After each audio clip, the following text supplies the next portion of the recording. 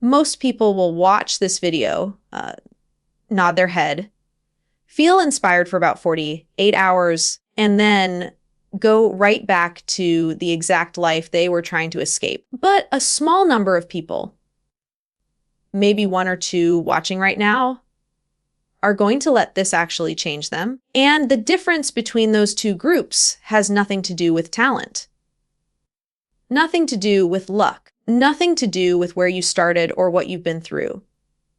It comes down to one thing: discipline. Not the motivational poster version, not the wake up at 4 a.m. and suffer version everyone's selling you. The real version, the version that quietly rewires who you are at the core until the life you used to dream about becomes the life you simply live. And in the next few minutes, I'm going to show you exactly how to get there.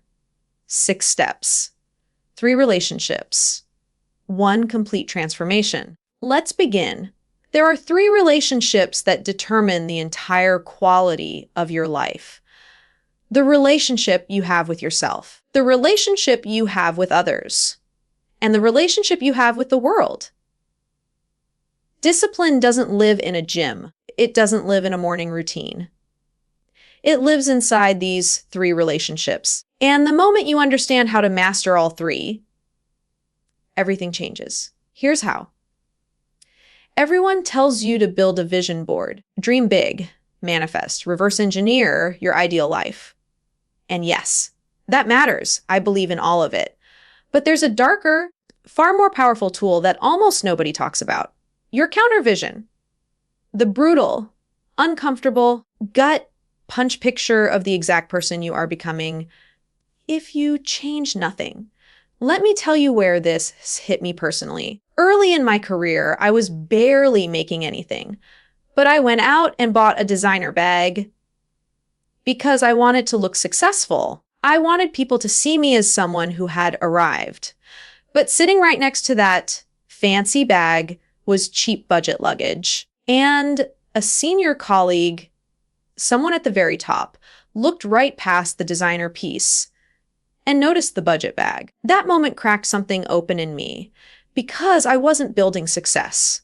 I was performing it.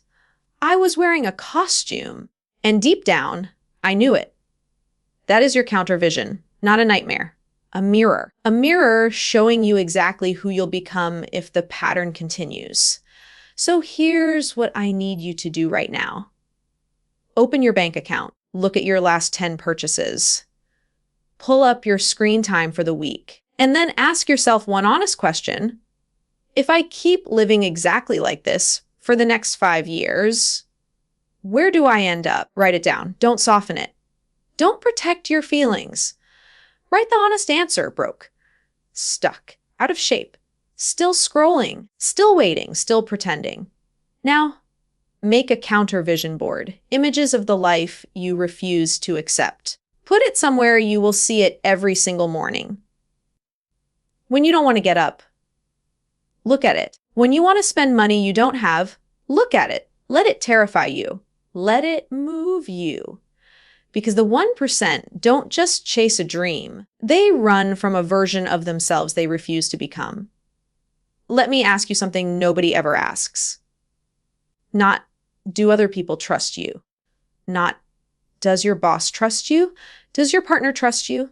Do you trust you? I was sitting in a conference hall once when a speaker asked the entire room, do you believe your product or service is better than your competition? Every single hand went up. Then he asked, how many of you are actually beating your competition right now? A quarter of the room. And I finally understood the real problem. It was never about skill, never about strategy. It was about self-trust. Because when you genuinely trust yourself, there is no competition. You just execute. You just move. You don't hesitate before a pitch. You don't second guess before asking for what you're worth. You simply go. And here's the beautiful thing about self-trust.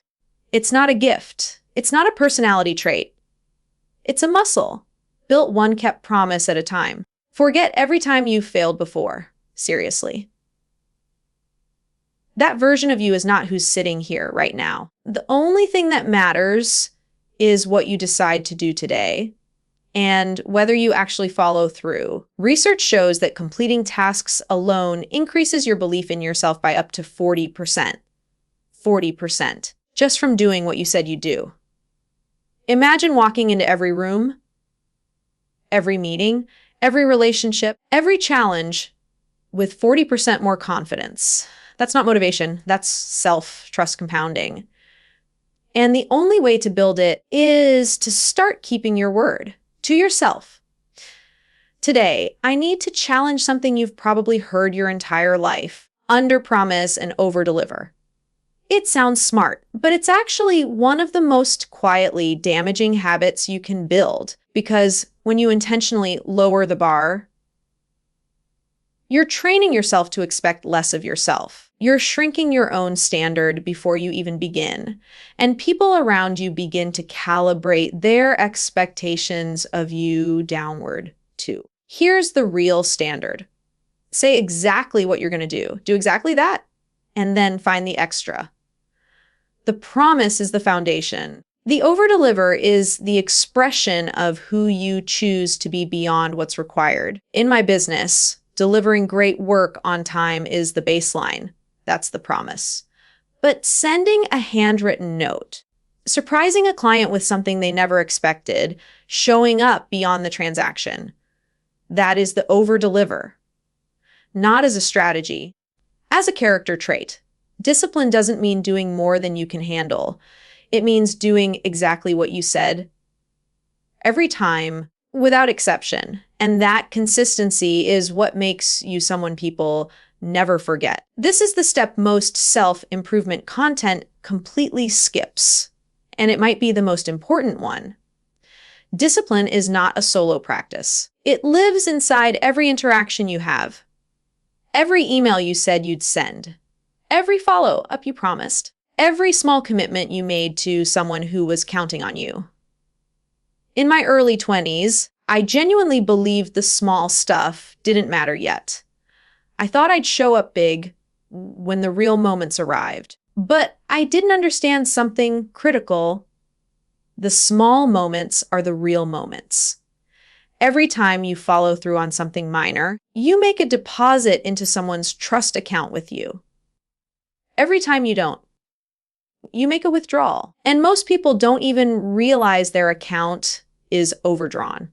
Harvard research found that when your words and actions align consistently, the trust people have in you increases by 35%. And trust in every area of life is the currency that opens every door. So here's your challenge this week. Pick one relationship, one person where you know your inconsistency has quietly created distance. And for the next 7 days, do everything you say you're going to do with that person. Every single thing. Watch what happens to that relationship. And more importantly, watch what happens to how you see yourself. At some point, you have to stop and look at your actual life, not the life in your head. Not the life you're planning to build someday. The life that's happening right now, in your bank account, in your body, in your relationships, in your career. And you have to ask yourself one clean, honest question. Is this what a disciplined person's life looks like? When I asked myself that question, the answer was no, not even close. But here's the thing, that wasn't a moment of shame. It was a moment of clarity, because results don't lie. Results are simply information. They tell you exactly where your daily habits are actually taking you. If you don't have what you want, the body, the income, the relationship, the peace of mind, something in your daily behavior is not aligned with that outcome. Full stop. So what books are collecting dust on your shelf? What actions have been sitting on your to-do list for months? How many hours are quietly disappearing into a screen every single day? Discipline is the bridge between where you are and where you want to be. And the only real question is this: are you going to let a lack of discipline be the wall that stops you from crossing it? Because everything you want, the lifestyle, the business, the relationship, the version of yourself you think about late at night is absolutely within reach. You just have to be willing to do what's required, quietly, consistently, without waiting to feel ready. Here's the final piece, and honestly, it's the one that makes everything else sustainable. You have to rebrand discipline for yourself. When my company was doing 8 million in revenue, I gave a toast at our team holiday party. I raised my glass and said, "Here's to making processes sexy next year." The room went completely silent. People stared at me like I'd said something strange. But I knew exactly what I was doing, because the work that was going to take us from 8 million to the next level wasn't glamorous.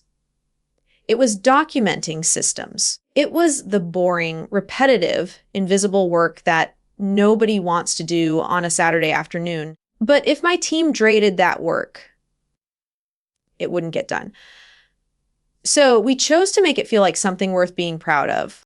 And science actually supports this. Research shows you are 40% more likely to stick with difficult work when you associate it with positive feelings rather than dread or shame. So stop framing discipline as suffering.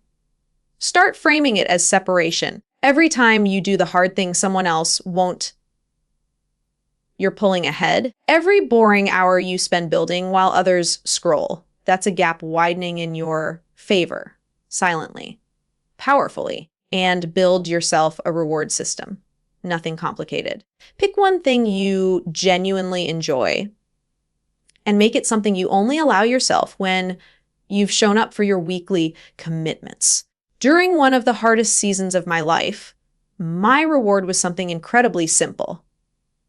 But I earned it, and that feeling of earning it, that became part of the identity I was building.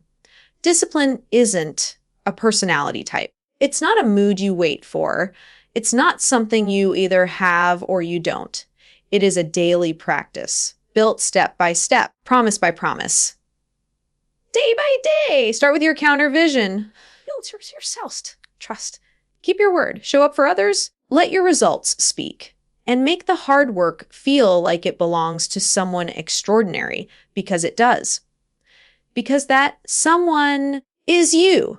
Your discipline era doesn't start when you feel ready. It starts right now. And if you're serious about this, there's one more thing you need. Because even the most disciplined people quietly sabotage themselves when they don't know how to protect their time. Watch the next video and learn how to manage your time exactly like a CEO.